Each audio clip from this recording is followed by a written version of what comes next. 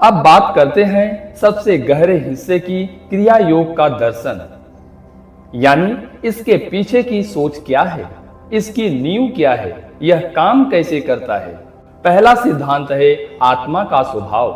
क्रिया योग का पहला और सबसे मूल सिद्धांत है आप वो नहीं है जो आप सोचते हैं, आप यह शरीर नहीं है, आप यह मन नहीं है, आप यह नाम नहीं, यह रूप नहीं, आप हैं शुद्ध चेतना, आप हैं आत्मा, आप हैं ईश्वर का एक अंश। जैसे समुद्र की एक लहर समुद्र से अलग नहीं होती, वैसे ही आपकी आत्मा परमात्मा से अलग नहीं है। लेकिन माया के कारण, अज्ञानता के कारण हम इस सत्य को भूल गए हैं और क्रिया योग का काम है हमें यह याद दिलाना। दूसरा सिद्धांत है प्राण और चेतना। क्रिया योग कहता है सब कुछ प्राण है। प्राण यानी वो जीवन शक्ति जो पूरे ब्रह्मांड में व्याप्त है, जो हमारे शरीर में बहती है, जो हमारे हर श्वास में है। जब प्राण शुद्ध होता है तो मन शांत होता है, जब मन शांत होता है तो आत्मा प्रकट होती है। क्रिया योग प्राण को एक विशेष तरीके से स्पाइन के माध्यम से ऊपर की ओर ले जाता है, मूलाधार से सहस्रार तक, बेस चक्रा से क्रॉन चक्रा तक। तीसरा सिद्धांत है कर्म और मुक्ति। क्रिया योग का दर्शन कहता है हम सभी के पास कर्म का बोझ है, पिछले जन्मों का, इस जन्म का। यह कर्म हमें बांधता है, यह हमें बार बार जन्म लेने पर मजबूर करता है। लेकिन क्रिया योग में जो प्राणायाम और ध्यान होता है वो इस कर्म के बोझ को जलाता है, हल्का करता है, मुक्त करता है। परमहंस योगानंद कहते थे इस क्रिया से जितनी इवैल्यूएशन होती है वो कई सालों की साधना के बराबर है। चौथा सिद्धांत है नाड़ी और चक्र। हमारे शरीर में 72,000 नाड़ियां हैं। इनमें 3 प्रमुख हैं, इड़ा बाईं ओर चंद्र नाड़ी, पिंगला दाईं ओर सूर्य नाड़ी, सुषुम्ना मध्य में स्पाइन के साथ। जब इड़ा और पिंगला का प्राण सुषुम्ना में प्रवेश करता है तो 7 चक्र जागृत होते हैं। मूलाधार से शुरू होकर सहस्रार तक पहुंचता है और इस जागृति के साथ समाधि का अनुभव होता है। पांचवा सिद्धांत है ध्वनि और प्रकाश। क्रिया योग में गहरी अवस्था में 2 चीजें अनुभव होती है। पहली प्रकाश, भीतर एक दिव्य प्रकाश दिखता है और जो 1000 सूर्यों से भी तेज है, लेकिन जलाता नहीं, शांत करता है।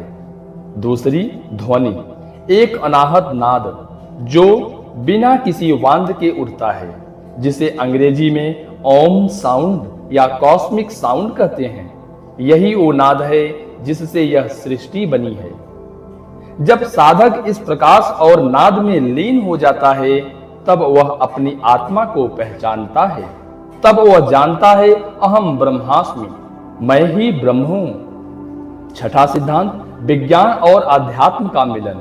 क्रिया योग की सबसे बड़ी विशेषता यह है कि यह अंधविश्वास नहीं है, ये फैथ पर नहीं, अनुभव पर आधारित है। योगानंद कहते थे क्रिया योग एक स्पिरिचुअल साइंस है। जैसे फिजिक्स के प्रयोगशाला में प्रयोग करता है, वैसे ही क्रिया योग अपने भीतर प्रयोग करता है। मॉडर्न साइंस भी अब मान रही है कि मेडिटेशन से ब्रेन में बदलाव आता है, प्राणायाम से नर्वस सिस्टम शांत होती है, माइंडफुलनेस से स्ट्रेस हार्मोन्स कम होते हैं। लेकिन क्रिया योग इससे भी आगे जाता है।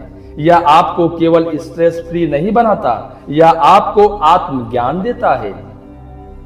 सातवां सिद्धांत सार्वभौमिकता। क्रिया योग किसी एक धर्म का नहीं है। योगानंद कहते थे सभी महान धर्मों का सार एक ही है, चाहे वह हिंदू धर्म हो, ईसाई धर्म हो या इस्लाम हो या बौद्ध धर्म हो। इसका लक्ष्य एक है, ईश्वर से मिलन, और क्रिया योग इसका साइंटिफिक पाथ है जो किसी भी धर्म के साथ फॉलो किया जा सकता है। तो क्रिया योग का दर्शन एक बहुत प्रोफाउंड और यूनिवर्सल ट्रूथ पर खड़ा है। हम सब एक हैं, हम सब ईश्वर के अंश हैं और हम सब उस ईश्वर तक वापस आ सकते हैं। अगर यह वीडियो आपको अच्छा लगा तो इसे लाइक करें। यह हमें बताता है कि आप और ऐसा कंटेंट चाहते हैं। सब्सक्राइब करें इनर योगी पथ को और बेल आइकन दबाइए ताकि हर नया वीडियो आप तक पहुंचे। और कमेंट में बताइए क्रिया योग के बारे में आपके क्या विचार हैं। क्या आपने कभी ध्यान किया है?